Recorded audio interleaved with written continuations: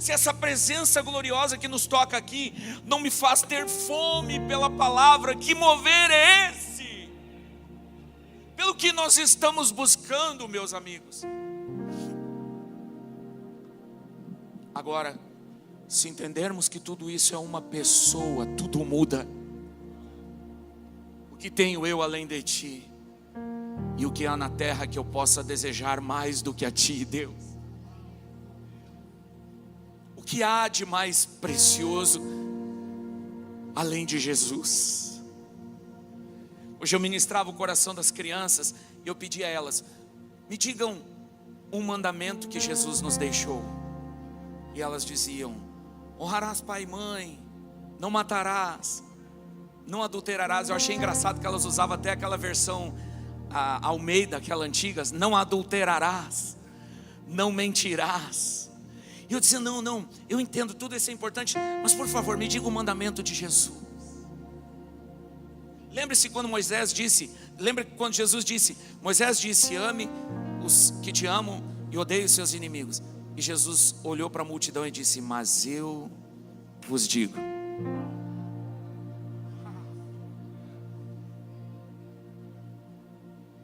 Ame os seus inimigos e ore por aqueles que falam mal de você. Nossa, irmão, isso é a coisa mais poderosa que nós já ouvimos em toda a nossa história. Mas parece que isso não é mais tão relevante para nós. Parece que precisamos de coisas mais rebuscadas para poder entender a simplicidade do Evangelho de Jesus, aonde Ele é o centro de tudo. Tudo isso que estamos fazendo aqui não é sobre Davi, não é sobre Moisés, é sobre o Deus que se fez carne, habitou entre nós, cheio de graça e de verdade, o Cristo, o Filho do Deus vivo.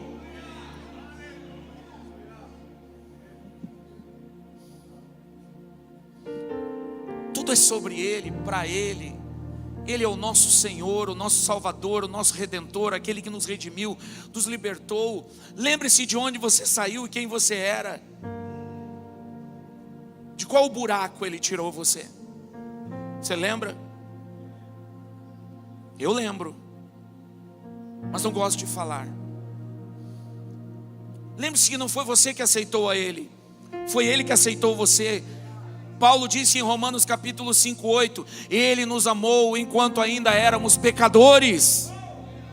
Você estava perdido numa floresta escura, sem saber para onde ir, e de repente a luz brilhou, e Ele tirou você lá de dentro, e limpou você, e curou você, e libertou você dos seus vícios, e te deu um nome, e você se tornou filho, filha, e você agora tem uma herança. E o apóstolo Paulo diz que ele foi além, ele derramou em nossos corações o Espírito do Filho, que o Espírito do Filho em nós clama: Abba, Pai.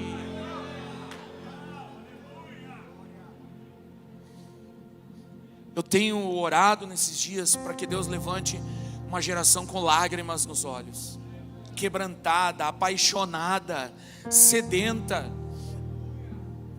que não se importa tanto com algumas coisas que hoje são tão importantes para as pessoas, mas que se importa apenas com uma coisa: amá-lo, honrá-lo, servi-lo e estar tremendamente, absolutamente apaixonada por Ele.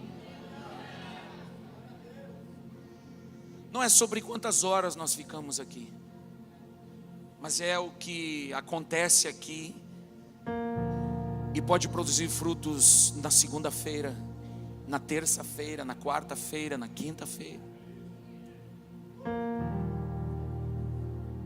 Lucas capítulo de número 9, Jesus escolhe 3 dos seus discípulos, Pedro, Tiago e João. Leva eles para o topo da montanha para mostrar para eles uma revelação extraordinária da sua glória. Ele transfigura. Aparecem Moisés e Elias. E em Lucas capítulo 9 diz que os discípulos estavam nesse momento dormindo. Pedro acorda sem saber o que estava acontecendo e diz: quem sabe a gente faz uma barraquinha para cada um de vocês aqui no monte.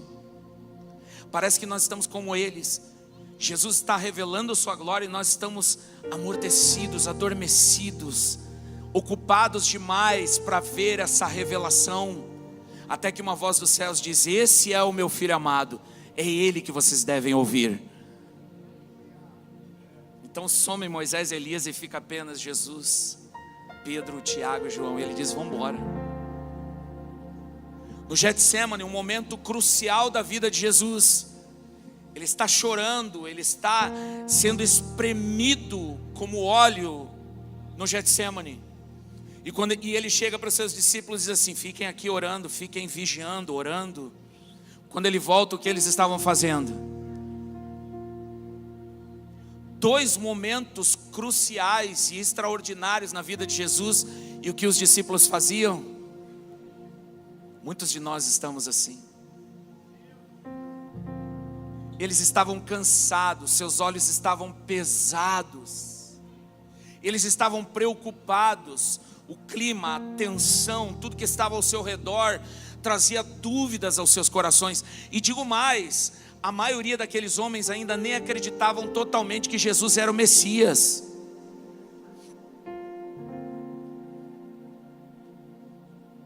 Em um dos momentos em que Jesus está revelando isso, essas coisas, os discípulos em uma reunião disseram: Senhor, agora nós acreditamos. Jesus olhou para eles e diz: agora vocês acreditam? Vocês estão de brincadeira comigo? Muitas vezes nós somos como os discípulos. Nós estamos tão distraídos e a glória de Deus está ali diante de nós. Lembre-se das palavras de Filipe. Jesus dizendo: eu faço a vontade do meu Pai, eu faço aquilo que o Pai me manda fazer, todas as minhas obras são as obras do meu Pai. E aí Filipe vai até Jesus e fala: Senhor, então me mostra o Pai, que daí então eu ficarei satisfeito. Jesus olha para ele e diz: Filipe, você ainda não entendeu, quem vê o Filho, vê o Pai. Aqueles caras andaram mais de 3 anos com Jesus e só foram entender depois da ressurreição quem ele realmente era. Ele ficou no período de 1 semana dizendo a eles: é necessário que o Filho do Homem seja entregue para as autoridades dos judeus, seja julgado e morto. Eles entraram em desespero, sem saber o que fazer, para onde ir. Depois da morte de Jesus, eles ficaram dispersos. Alguns reuniram em alguns lugares e desesperados, sem saber o que fazer. As mulheres foram até o túmulo e voltaram dizendo: ele ressuscitou, ele não está lá.